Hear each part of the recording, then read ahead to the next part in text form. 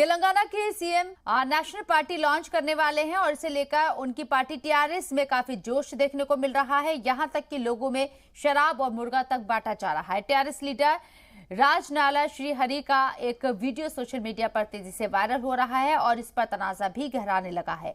उन्होंने आज वारंगल में दशहरे के मौके पर लोगों को शराब और चिकन बांटा। वायरल वीडियो में चिकन और शराब लेने के लिए लोगों की लंबी लाइन भी देखी जा सकती है।